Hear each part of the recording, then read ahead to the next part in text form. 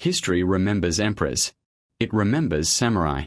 It remembers wars, castles, and codes of honor.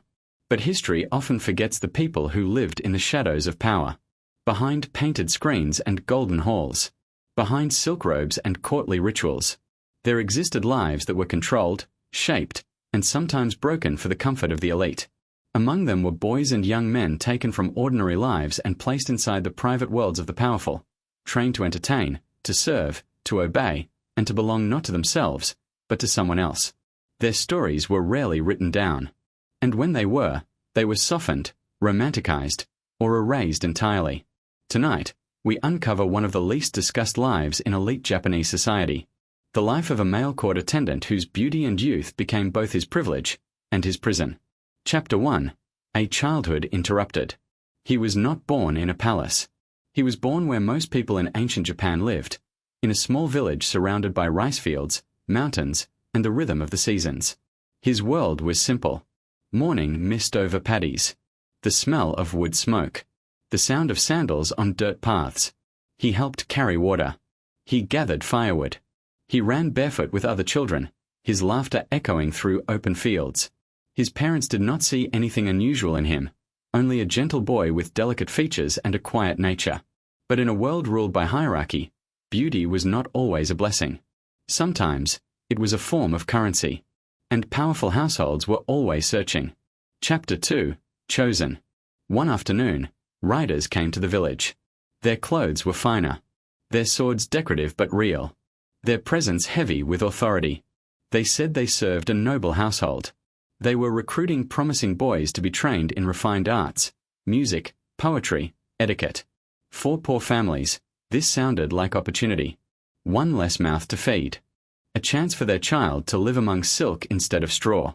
But opportunity, in a rigid society, often came wrapped in silence. The boy did not understand why they studied his face so carefully. Why they asked him to walk, to bow, to speak. He only understood his mother's tears that night, and his father's long, quiet stare into the darkness. At dawn, he left. Not as a son, but as a possession. Chapter 3. Entering the Golden Cage. The estate was enormous. High wooden gates. White walls. Roof tiles curved like waves. Inside was a different universe. Servants moved without speaking loudly. Footsteps were soft. Every gesture had rules. He was bathed.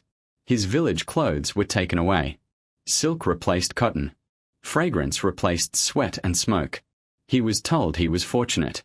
But fortune did not feel like freedom. From the first night, he understood something without anyone saying it directly. His old life was over. His new life would belong to others. Chapter 4. Trained to be perfect. Training began immediately. How to kneel. How to pour tea without spilling a drop. How to lower his eyes just enough to appear respectful, but not distant.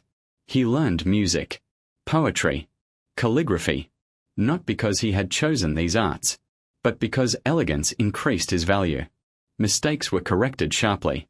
Posture adjusted. Speech softened. His individuality faded under layers of refinement. He was not being educated to live his own life. He was being shaped to fit seamlessly into someone else's. Chapter 5. Life behind screens. The residence was divided by sliding paper doors, beautiful, delicate, and symbolic. They kept rooms private. They kept secrets contained. They kept people separated. He could hear laughter from banquets, music drifting through corridors, conversations about politics and war. But he never belonged to those discussions. He belonged to the spaces between them. Waiting rooms, private chambers, gardens where he could walk, but never leave. He began to understand the true rule of his existence. He was always seen, but never fully acknowledged. Chapter 6. Power and Silence.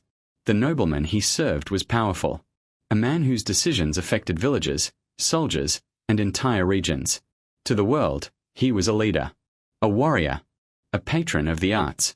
Inside the estate, he was simply my lord. And the boy was expected to be pleasing, graceful, attentive. His presence was meant to comfort, to entertain, to exist without demanding anything in return. No one explained the emotional cost. Loneliness became his constant companion. He was surrounded by people, yet belonged to no one. Chapter 7. The Price of Favor. Sometimes he was favored, given better robes, allowed to sit closer during gatherings, praised for his music. Favor looked like privilege, but favor was fragile. One wrong word, one misread mood, one rival's whisper, and privilege could turn into punishment overnight. In such a world, affection was dangerous. Trust was risky. Security was an illusion. Chapter 8. Rivals and Silk. He was not alone in his role. Other boys had been brought from other villages, each with their own story, each trained to be flawless. They smiled politely at one another, but behind the smiles was tension. In a system where worth depended on attention, attention was scarce. Friendships were difficult. Jealousy was easy. And a single rumor could end a life inside the estate. Not with violence, but with disappearance, reassignment, dismissal, exile, gone, without explanation. Chapter 9. Dreams of Outside.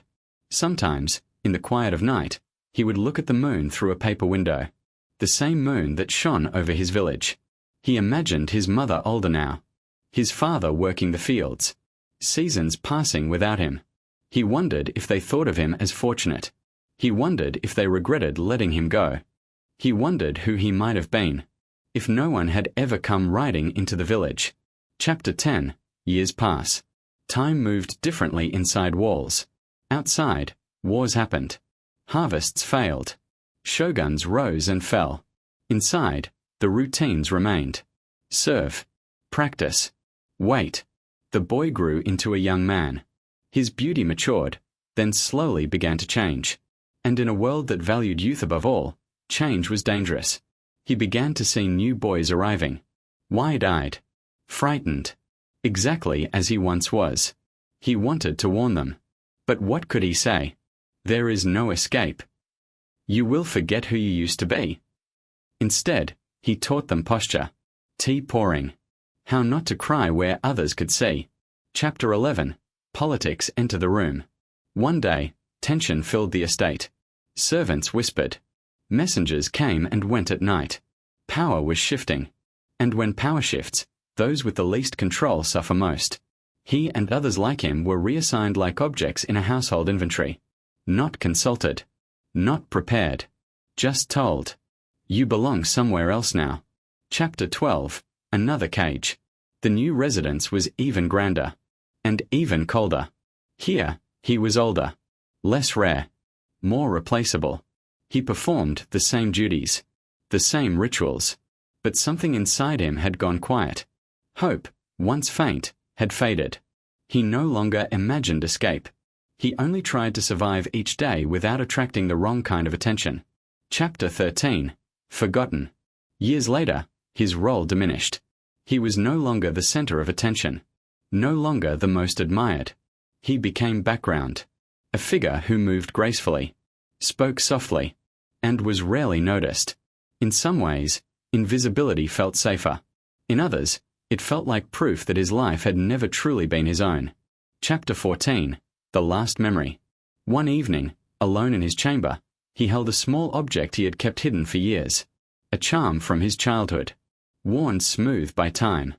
It was the only thing that connected him to the boy he once was. Not a servant. Not an ornament. Just a child running through fields under an open sky.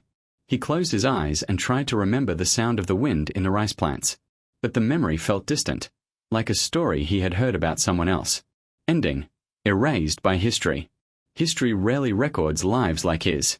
He did not lead armies. He did not write famous poetry. He did not found a dynasty. He lived in beautiful rooms, wore exquisite clothes, and had almost no control over his own fate. When he died, there may have been a small ceremony, a quiet burial, a record in a household ledger, and then, nothing. But lives like his existed, in the spaces between power and silence, between privilege and captivity, between being seen and never truly known. The palaces are gone now. The painted screens have faded. But if walls could speak, they would tell us this. Not everyone in silk was free. Not everyone in luxury lived well. and some of history's most painful lives were lived behind the most beautiful doors.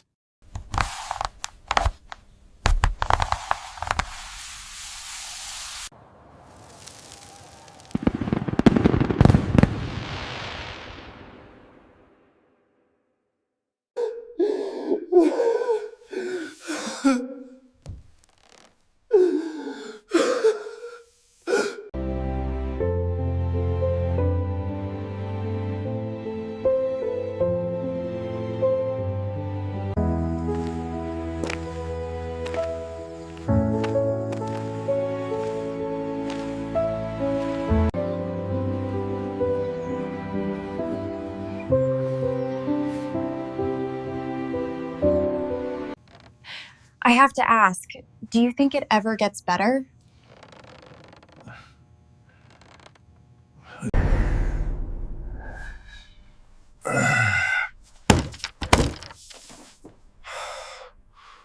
Your Majesty is a traitor to the crown and to God! Silence, woman! You will pay for this insolence! Your Majesties, please compose yourselves. They are purging the staff, starting with the kitchens. But why? We have to get out of here now. Sarah, Michael. David, Maria, where are you?